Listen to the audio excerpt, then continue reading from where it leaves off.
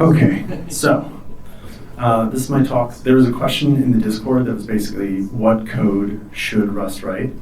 And this is my talk to what code should AI write? And this is kind of a talk trying to address that. Also, if I start to speak too quickly or there needs to be clarifications, just wave a hand or something. And if you have questions to go deeper on any topic, I prefer if we save those to the end because I get really easily distracted. So yeah, this is AI should write Rust and only Rust, and okay, maybe TypeScript too. I love types, and I'm Patrick, or P. Gray on GitHub, everywhere. So the talk overview is I'm going to go through who am I, then I'm going to talk about File Photo, which was my first large or serious project in Rust. Then I'm going to talk about AI-aided work. And then I'm going to try and reach some conclusion of what code humans versus AI should write. So first, who am I? I'm Patrick, or P. Gray on GitHub, SourceHut, Coburg, and my site, pgray.dev. If you email any address at pgray.dev, I will get your email. I love Linux. My background's in Bash, Go, Python systems. Not that much Python, to be honest. And like SRE, DevOps, etc. I love Rust because it when Go came out, that blew my mind that channels were just so easy to use and it was kind of C-like and simple and understandable. And then Rust came out and I was like, wait, I can safely approach really cool, deep features of a language. I feel like I learn when I write Rust. If I write Go anymore, I feel like it's like I need to get something done and out. I'm a staff engineer at baselayer.com. We are kind of like a financial technology company. We de-risk loans, signups. We do know your business and know your customer type stuff, if you know what that is. We're hiring in San Francisco, New York, and remote. I'm remote. We are completely a Python shop on GCP Cloud Run. We're open to Rust when the time or the problem is right. And we use Pydantic and Astral tools like UV and TY, which are written in Rust. So we are getting to experience the joy of Rust, even though we're mainly in Python. Weird thing, while I was writing the talk and I volunteered, I realized I've been a member of SRUG since 2018, back when it was randomly in person in places in Seattle. I really love the Discord and the videos, and I want to say thank you to Rory and Brad, who are on the meetup, or it might be Ben and Carl, but basically everybody that runs it, thank you so much. So what is File Photo? File Photo was supposed to be a Google/Apple Photos for RAW files for cameras. Does everybody know what a RAW file is? Does anybody not know? So a RAW file. Yeah, I'm not sure. A RAW file from a camera is it's basically the sensor data. So imagine that piece of silicon. It's got all these little sights on it that measure RGB values, or in the case of a monochromatic camera, not RGB, but basically just a light value. It's trying to measure the amount of light on the sensor. And so a RAW photo is literally serializing all of that data as quickly as possible into a file, and they're huge. They're not rendered to a JPEG. They actually, a crazy thing about RAW photos is that they have embedded JPEGs in them. So you have a photo inside of a photo, because that's how they do thumbnails. If you're looking at a RAW image, it's like, does everybody implement RAW specs? No, but everybody implements a way to index into a RAW to find that JPEG. So the goal of File Photo was Apple Photos, Google Photos, which they do support RAWs, but I wanted to do it almost at cost. I love the Amazon value of the customer comes first, or is super important. And the fact that you can decrease S3 costs, like not year over year, but like over time, and you can feed that to the customer as like savings. I'm like, that is one of the most ethical services I can think of, is just like, please make everything cheap for the customer. So really I wanted to build this for photographers and technologists that build custom NAS backups and setups. A lot of photographers out there, they don't have amazing backup workflows. Some photographers only have a hard disk drive that has all their photos on it, and if that thing dropped, they just wouldn't have their photos anymore. That scares me. I don't want that to happen to anybody. So, the goals of File Photo are to be cheap, fast, and good. You know, if you've ever seen the triangle of like choose two, yeah, I was not. I want the whole triangle. So I wanted it to be pay as you go. I wanted it to be Rust with tons of caching and local capable features. I was using Axum, Rust QLite, Tokyo, Cerde, and the AWS Rust SDK, or there might have been like a community one when I started. And then also I'm using async Nats. Nats is just like a really cool, if you know what etcd or RabbitMQ, it's kind of this like weird amalgamation of those that's written in Go. And I don't want it to be good, but the tough part about making it good as a DevOps, backend, etc. person is that I didn't have that much experience in the front end. And I was writing it in Svelte. So I was learning Svelte while trying to do all this stuff, and that was tough. I wasn't doing anything with AI at this point. So the limitation there, it's a micro-SaaS / indie hacker project. I wasn't working anywhere at the time. It was just me, like I said, I was self-teaching Svelte. And I had some friends who helped out, so shout out to my buddy Joe W., who was, he helped me out with the API and the tooling at first. And then my buddy Peter E. actually got me started on an Android app in like my mono repo, and I was like, I'm just going to do it all at once. But then they had work stuff, and I was kind of on my own solo working on this stuff. I was learning a lot about Rust on the fly. I was learning about async lifetimes, API and backend, like database development. I hadn't done like a ton of migrations and stuff like that on DBs in the past. I mostly helped debug things when they were broken in production, and somehow most of the places I've worked didn't have that happen around migrations. So yeah, most of my experience was with key value stores like async Nats. And one really weird, cool thing that I was trying to do was in Tokyo streaming, if you're handling a request like a raw photo coming through your API, the premature optimizer in me, I wanted to slice the header of all the metadata of the raw photo into like a look-aside buffer and process that into a JSON blob as I was streaming this photo up to the back end. And so I was using future stream external, whatever, inspect, and basically inspecting the buffer as it was coming through and trying to do cool like look-aside buffer stuff. And the other limitation was that Claude, I had a Claude AI login, but they didn't have Claude code. There was no automation really going on for me. I was kind of copy pasting compiler errors and different stuff into GPT and Claude and stuff like that when I got stuck. It's a startup micro SaaS type thing. So what did I do? Well, I kind of fell back to what I knew, which was Go. And in order to go faster, I invented this thing called Thumbhack. And Thumbhack was a way to quickly hack thumbnails into place. It's written in Go, basically calling exec on a command line tool. It generates a JPEG for each raw. It generates a raw JSON blob for the parts, and then it rewrites, parses that raw JSON blob, picks a subset of those tags, like aperture, ISO, or shutter speed, and then it pushes them into the key value store for display. That my goal was, if I stuck with that and then launched, I was basically going to do this thing with Unix domain sockets, where I was going to mount Unix domain sockets into a virtual machine to run the exec. Basically, if somebody like somehow created this way to hack one of the CLI tools, because it was kind of easy to figure out which CLI tools I was using, I wanted that to only happen inside a VM that had no networking. Okay, so what's out there? What CLI tools was I using? Well, I was using Exib2, which is maintained by Robin Mills, or he was, and he retired. He was a software engineer at Adobe Systems, and you can run Exib2 on a raw file, and it generates a text file with all of your values like date, ISO, aperture. In your camera, if you put in your author name, it'll actually write your author name into your raw photos. The other thing that's out there is Exif Tool, which is super popular as well. It's written in Perl.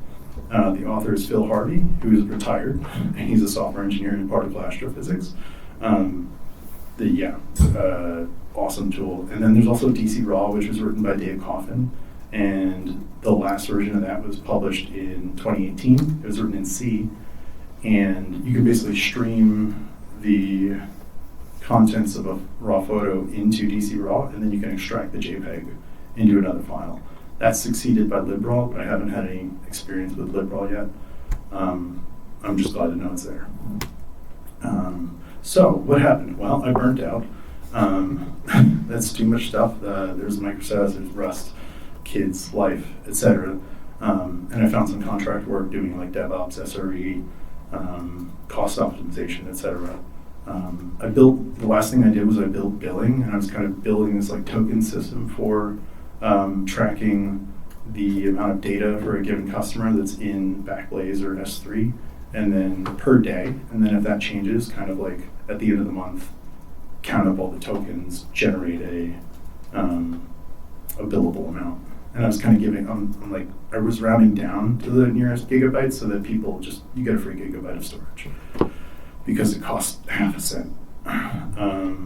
Later, I joined Baselayer. I didn't really get back to the project. And at Baselayer, we've been doing Pydantic, UV, I did a Pyo3, if people know about it. It's basically, yeah, cool. So you can do Rust stuff and then have really great wrappers to Python. I found a 3 both in execution speed and in memory footprint. There were 3 to 5x gains to be had just by using Pyo3 for like the same thing I was doing. It was kind of insane. So that was FP. Okay, cool. Now we're on the AI aided work. This is like the meat of the talk. Are we doing okay on time? I think, maybe. So I'm going to talk about tooling, IDEs, bots, Cloud Code, side projects, temp DNS, vibes.bingo, and this thing called MadStack that I created, which doesn't have any traction, but it's fun.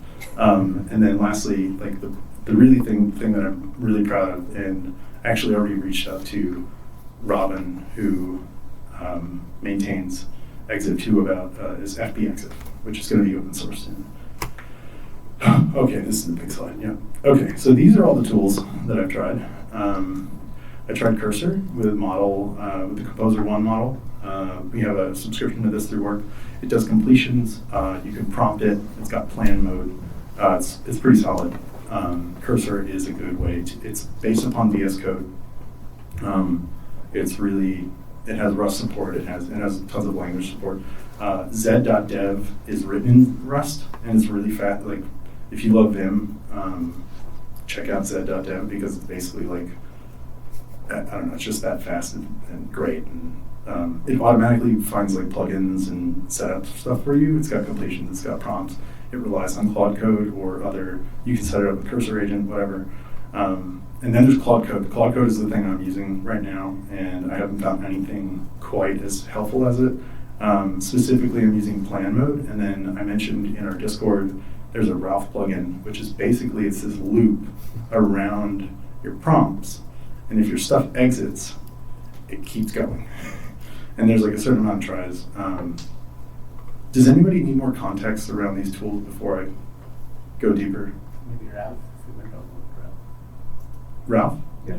Oh, Ralph is great. It's literally almost like while sleep 2, do Cloud Code prompt, and then it'll like exit once it's done. Once it thinks it's done doing work, and then it's a built-in plugin that you can. So if you have Cloud Code installed, you can do like plugin install Ralph, but it's pretty much doing the same thing. And the idea is just that it, like, you know, you tell it like, hey, build this completely until it's done.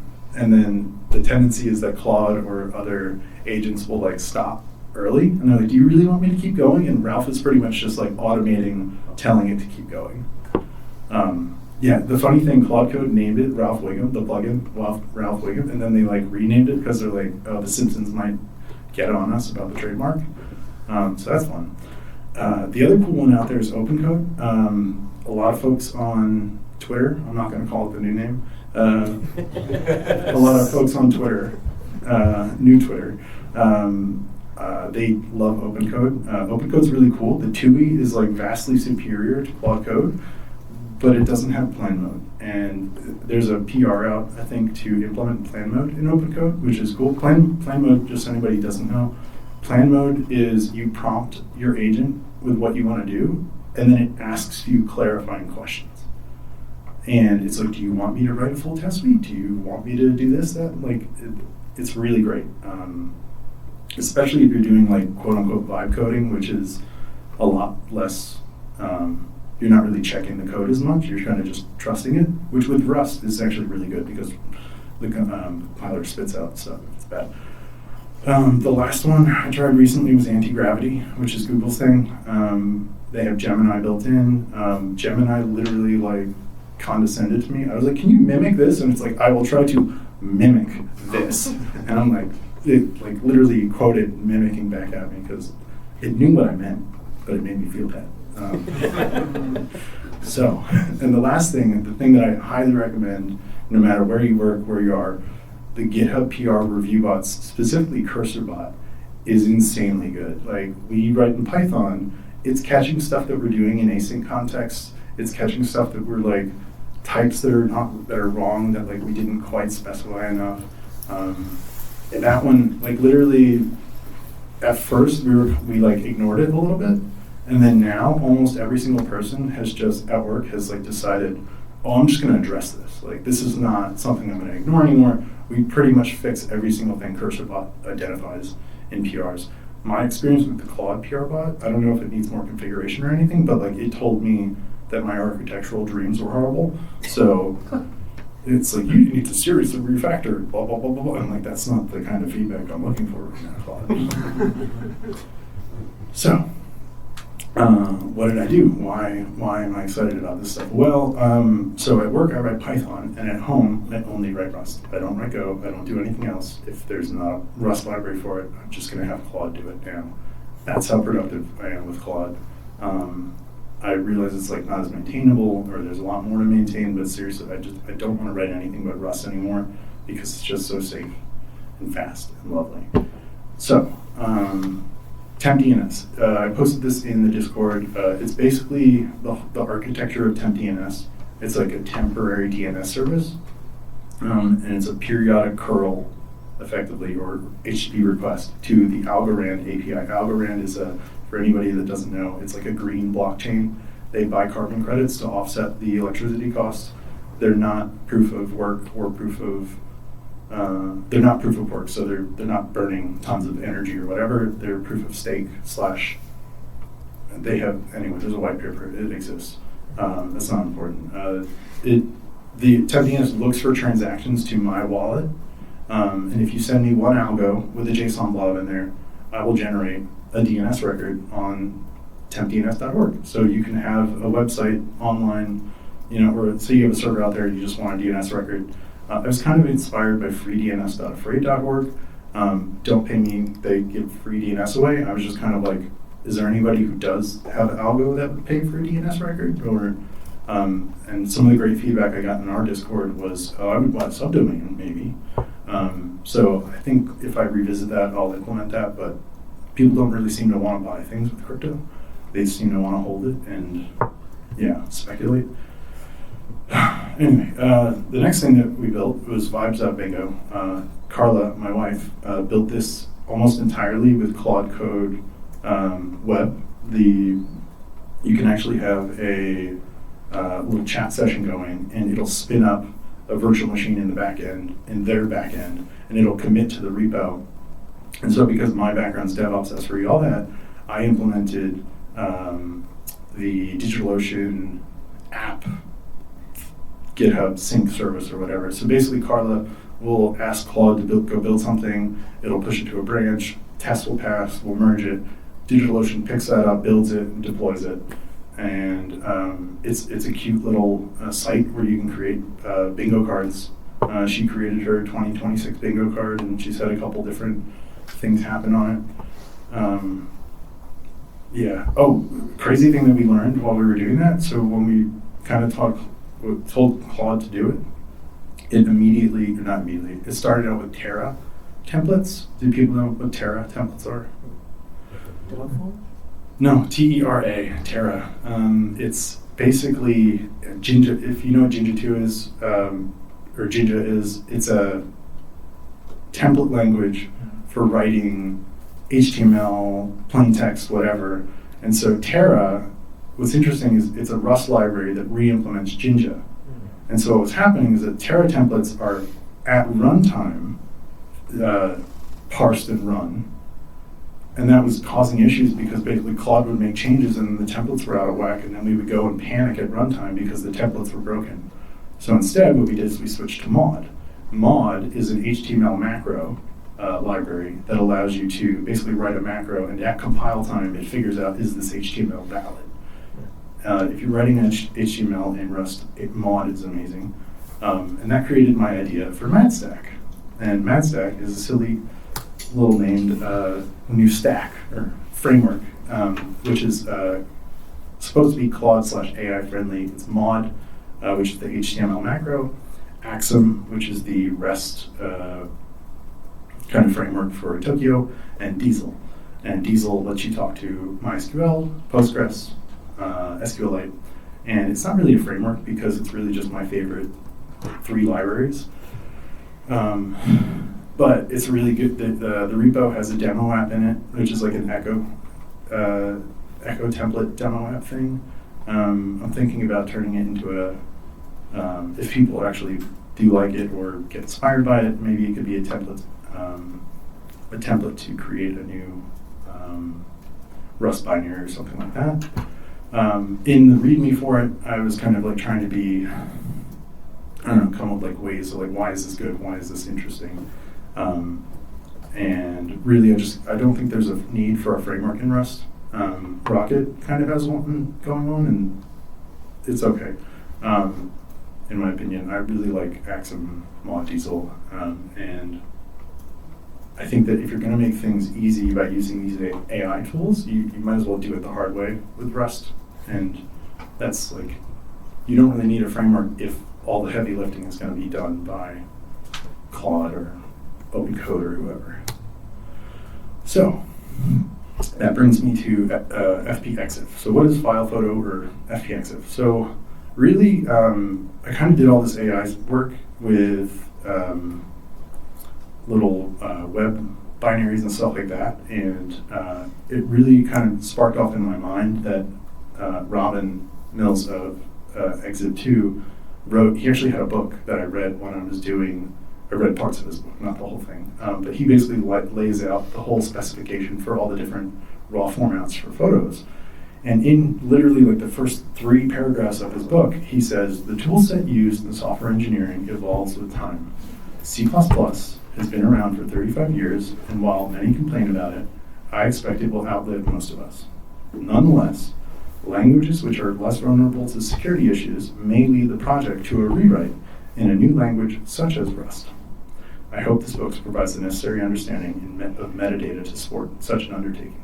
So Robin wrote that, and it always stuck with me, and I basically posed the question to myself, well, if I've got Exib2 codebase, and I've got Exib2 submodules, and I also saw at one point there's this raw samples.ch website out there, which gives you 7 gigabytes of raw photos from different camera types. That was provided by Jacob Rohrbach. And basically, the goal was to provide raw samples for people building libraries to build good libraries that parse photos. I kind of put this all together, and I'm like, well, I did all this silly stuff with TempDNS, MadStack. Like, what if I did something substantial?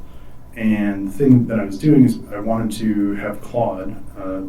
Basically, I've only been using Claude. I've tried other stuff, but I've been having Claude work on building an open source library for exit data.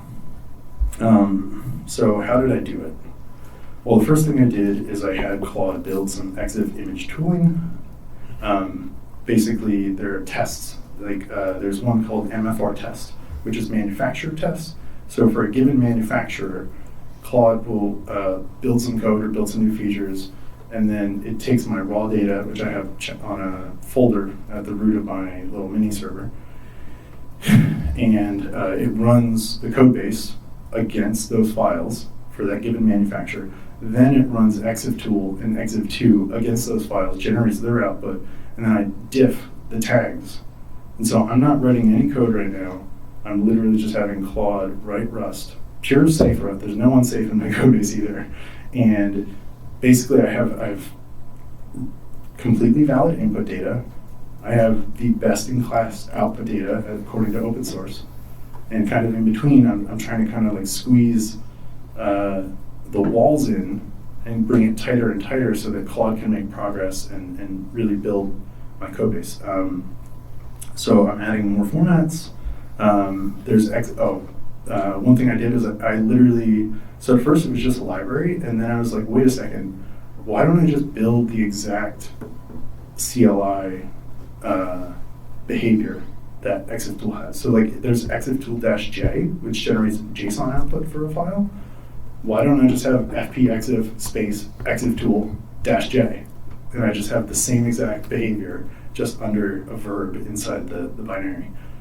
So that's kind of where I started. Where am I at right now? So right now, the exif tool comparison looks like this. So 3F, I don't know what 3FR is, but like CR2 is canon. The match rate for tags right now, I'm at 77% on canon. CRW is also another format by canon. I'm only at 15% there. I think, what's up? NEF is Nikon cameras. I'm at 83% there. Where else? Oh, my favorite. So I own like 3 or 4 Fujifilm cameras. I've got 90% coverage on Fujifilm for exif tool comparison. For exif 2, it's different. I only exif 2. I think there's a way to get it to output JSON, but right now I have it parsing the text files, and so yeah, I'm pretty much yeah. This is where I'm at. That's the goal of these stuff. So my overall match rate across the code base is 52.1% for tags right now. And I'm just kind of having it crank away. And the point that I've gotten to, which is, I can't think of, I'm sure maybe I'll think of something to improve, but as of like today/yesterday, this is where I'm at. So I have a mini server in my office. It's like a Lenovo M75, like kind of like front desk type machine. And I have these 3 commands that I built for Claude, which are basically prompts. There's restart auto, which is, it tells Claude to save where we're at to a text file. If I need to like restart the server or do something. There's go on, which is basically, I just restarted Claude, so read that text file and go on. And then there's also tag next, which is run tests and then determine what images we should address next. Another amazing thing that I found out is that raw samples, which I talked about just now, that's a 7 gigabyte data download. That was succeeded by raw.pixels.us, which is, I downloaded that. It's a Git LFS checkout.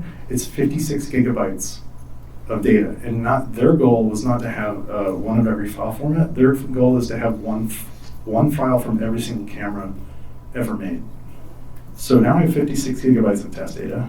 Raw.pixels.us is used by Darktable, Raw Speed, and Raw Therapy, which are all open source photo stuff. And what I'm trying to figure out basically is like, can I have Rust macros that do most of this? Like the less data that we output while we're doing tests and all that, the less tokens we use inside Claude, inside AI, the more efficient the whole thing gets, and the more reliable the progress is as I'm prompting Claude to do stuff. Oh yeah, and I already mentioned that before tests. Okay, cool. So only 4 slides left. So this is the next thing is the demo. So I wrote this whole thing in Rust, or I didn't write it, Claude wrote it. I'm not going to take credit. But it's in Rust. And at one point I was like, you know, it'd be even more efficient than like pushing a raw photo through an API and doing stuff on the fly. What if I could just push it to the client? What if the client can do the work of grabbing this metadata for me? And so what I did is I have this. This is a static file. I'm just hosting it on a Python server. And so what you can do right now is you can actually, these are RIF files, which are Fujifilm files. There's a little WASM binary in the web page, and I hit enter. It loads up all those files, and it pulls the JPEG out. So, yeah, this is the JSON. These are like the raw, this side are the raw values, and it kind of just works. And I'm just blown away when I literally prompt, I'm like, could we just do WASM like with this code base? And Claude was like, okay, run the script. And I was just blown away. It worked almost on the first try. That was without the JPEG, and then I asked it to do JPEG. I haven't tested JPEGs on everything. My CI doesn't do that just yet, but I'm hoping to add that. So yeah, I'm just like, I never would have been able to do any of this. Like, I'm DevOps, SRE, that stuff. Like, I write 10 lines of code that are really important, hopefully, and I'm just not this capable, and I've just been blown away by what I've been able to do by asking this little LLM. So yeah, the future of Fpexif is going to be fully open source. I want to give it away. It would not exist if not for Exit2 and Exit2 and DC Raw. What else? So the conclusion, AI should write Rust and only Rust because in 1959, Volvo invented the seatbelt. And Rust to me is seatbelts for software development. And AI is self-driving cars, which are inherently fallible. And you don't take your seatbelt off just because your car is self-driving. And you wouldn't, even if it was perfectly self-driving. You would have your seatbelt on, and you would have your self-driving car. So lastly, happy birthday, Robin. He's turning 75 on Sunday. I would also like to point out that there are, does everybody know about embarrassingly parallel problems? So there's like sets of problems out there that are just so easy to break up into, multiple threads, multiple cores, multiple servers, multiple whatever. That's awesome. I'm glad that we have that. I'm glad that we have multiple cores. But I think that there are going to be a set of problems. I don't think that AI should be writing every single line of code. I don't think that, I'm not like an AI maximalist or anything like that. But I think there are like embarrassingly AI solvable problems. And I think that like Robin's problem of like, I've got the C++ code base that does really well, and we fully tested, and we put all this time into developing and designing. I think that I'm going to be able, hopefully, to, caveat that like I don't think the code is that pretty or anything right now, but via this process, I think I'll be able to get it into a place where I get really, really high tag coverage due to my high existing input data, high existing output data, and my existing implementations, and I think I'll be able to get it to a point where like it's then refactorable into something that you would actually enjoy reading too. So other things I've learned is that local dev, or even like hosted dev, but like full dev environment on a single machine is really good. Claude can reach out to GitHub and do all these things for you, but like being able to run, build tools and run commands and everything like that in a really hot loop locally, and customize those commands to have less output is really, really important. What's next? Oh, token budget. So token budget, like basically Claude has way more, Claude can like keep a lot of stuff in its head about what it's working on, way more than I can at least.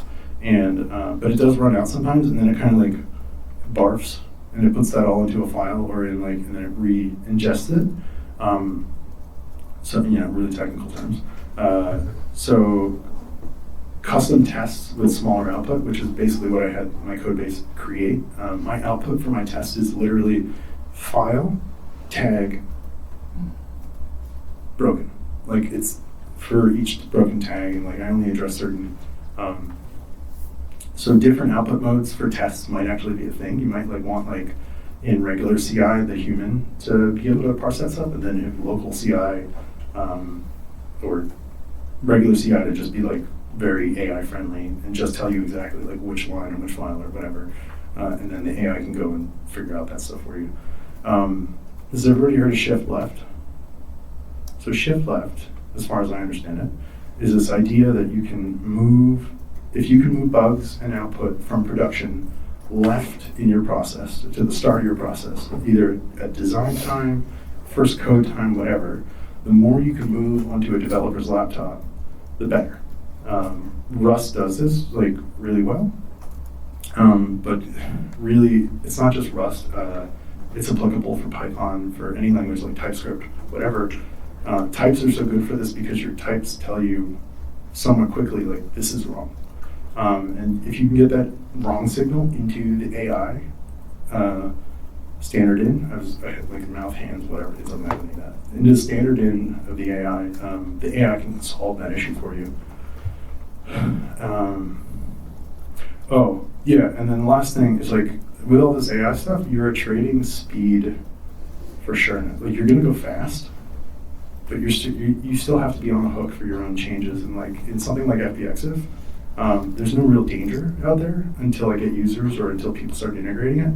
But at least they'll know, like, oh, I saw this issue in production or in my app, and like they can go into my CI and go, oh, that tag's just not implemented yet. Maybe I can contribute back a quick whatever PR. But yeah, that's it. That's my whole talk.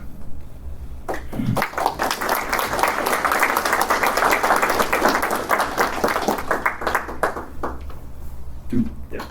Did you think about giving Claude some of the C code just so it could see what was being done? So yeah, maybe I didn't mention this. So questions for the folks online with the microphone. Yeah. So the question was, did I think about giving Claude the C code? So I have Git submodules in the repo that have checkouts of exif_tool and exif2, and I don't have DC raw. So literally, I have in my Claude MD or in the Markdown files that tell Claude where to look for things. It generated paths for each individual raw image format. So it has a map of the existing implementations for those image formats. So when it goes to work on stuff, it knows exactly which files to like look at and like what to reference. Even though I have that though, I have to ask it sometimes, like, did you look at the code that we have? And it's like, oh, I know exactly how to do it now. Just sharing on this topic, I had an interesting interaction with AI recently where I asked it to summarize these changes, and it took the names of the files to make a summary, did not even read what's in the file. Oh, no. Yeah, I shook my head. So you showed different match rates for different files. Have you figured out why there's low match rates in some cases? So the question is, have I figured out why there are low match rates in certain cases for certain files? So some tags are missing, and then other tags are mismatched. And what's really interesting is that like a lot of the mismatches are that I have it to a floating point precision that is different than exif_tool. And so exif_tool will like be 0.0, and mine will be like 0.0003. And they just round it off, I guess what they think are insignificant digits. Another thing is that in photography, sometimes you'll represent like a third of a second as 1/3 rather than 0.3332. And so exif_tool converts that properly into the fraction rather than the decimal. So it's more of like an almost equal kind of situation. Yeah. You kind of just need to adjust the match, how you're measuring the match. Yeah, and also I have extra tags, like Claude apparently implemented tags that like exif_tool doesn't have. But when I looked further at those, apparently it's like discovering a tag that's like a binary array, and it's just shoving that in as like a single tag, whereas exif_tool and exif2 are parsing that and then further generating more tags right now. Yeah. So what would be like the path to get the match rate to be 100%? So the path so I've been trying out Ralph for that, and basically Ralph, I think the other night, got one or two of the image formats 10 to 15% further. Can you repeat the question? Oh, sorry, the question was, sorry, what was the question? What are the next, I'm channeling people yelling at me at work today. What are the next steps to get to 100%? Okay, so what are the next steps to get to 100%? So it's a little bit of Ralph, and like letting it just, like Claude Code just churn away on this thing. Surprisingly, I think I got so token efficient that like I ran Ralph for like 2 or 3 days and I didn't hit any limits. I'm on the $100 plan, and there are people online who are like running through $100 plans in a day or two, and I'm like, I let this thing just churn. I don't know if it's like the Rust builds are slowing it down, or like, I don't know what's going on. It's like, but it's somewhat like, I really think there's something to be figured out around like token efficiency for these things. And the other thing, I mentioned macros. I only thought of macros when I was at like 30%, and then I asked Claude, I'm like, Claude, like, I don't know how to write macros, but like, you might know how to write a macro that helps me, right? And that was because there was indeterminism. It kept, because I was trying to support exif2 and exif2 at the same time, it kept rewriting exif2 or exif2 output for one for the other, like kind of flip-flopping back and forth. So I basically had to generate a macro, and then literally yesterday I was like, are there more macros that we can write? And it generated 5 more macros. And so I need to go back and refactor a bunch of the code base with these new macros that I have. But yeah, if it can be turned into a macro, like the macro definition is just like so much more efficient for these tags than implementing individual functions and matches and all that stuff. Anybody else? Have you found like there's issues that you haven't been able to solve with Claude, and you've had to like open up a dumb text editor and use your brain? And like when you do that, assuming you have, maybe you haven't, but I have at work, how do you not feel like a dev that like just got thrown on to a project from like a senior person that just took like a month vacation and said good luck, have fun? So yeah, it's a really good question. The question was, is there anything that Claude hasn't been able to do and that I had to jump in and kind of felt out of whack because it's progressed so much? So yes, there has been. The thing that like, so I didn't write the GitHub actions. I had Claude write the GitHub actions for this. And then at one point I was like, hey, can you like just change it a little bit like this? And it just did something completely different. And I was like, okay, like it hasn't been Rust basically. Rust, because of all the feedback that you get from compilation and like, and the tests that are written, like I haven't had to do anything with the Rust code, but like anything that's like less deterministic than the Rust code is like a little bit wacky. And so I had to hop in and I modified it, and then it was a Python file that was generating a PR comment. And that's where I got those big tables of coverage. Like those are posted on every PR run to the PR to tell me like if things are improving or not. And I had to rewrite it into Node or into JavaScript, and then it's running Dino to generate that. And then I ended up having to modify JavaScript. And one thing I've really found nice about when I'm working with Claude on stuff that I have to jump in and modify is what I'll often do is I'll figure out where I need to modify something, and then I'll write a to-do comment near that part of the code base. And then I basically say, hey Claude, I just wrote this, let's go fix that to-do in this file. And then it pretty much is like a 1 or 2 shot to fix that to-do comment, and then that kind of gets me on to the next thing. Yeah. Hey, so you mentioned like the compiler feedback. Do you actually have to do a full compile, or can you like hook up Claude to Rust Analyzer so it kind of like gets that feedback early without a full compilation run? So I think I saw there's a sorry, the question was can you hook up Claude to like Rust Analyzer? Do you have to do like a full compile in order to test stuff? So I don't have Claude configured with anything other than I have like the Ralph plugin. There is I think an officially supported Rust plugin now for like Rust CP server or Rust Analyzer. Language server. Yeah, Rust language server. So I haven't used it. I haven't needed to, and I think the partial compilation has gotten good enough where I'm not making deep changes in the code base. I'm kind of making like per like this one single file for this one single manufacturer changed. So literally it's just that file that ends up being recompiled. So it's been pretty quick.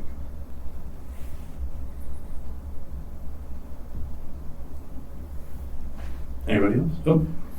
So what's like the one sentence summary of, I guess, you know, there's a title for the talk. Like, how would you apply this? I think there's like an underlying principle to what you're saying that might apply to other things. So like if you're at work, the question was, is there like a one line, I guess like a moral? Yeah. And I think it's really that shift left kind of move bugs or tests or validation into Claude's context or into open code or whatever your, you know, Gemini, whoever. If you can move your issues into the context where that agent can iterate on it, you can write whatever code you want. You know, if you're in Python, if you're in JavaScript, like I think there's like a node run test or stuff like that. Like if you can move that context into your AI, you can write most of the code yourself and then just have it like take you to the last 10% or whatever that you need. But yeah.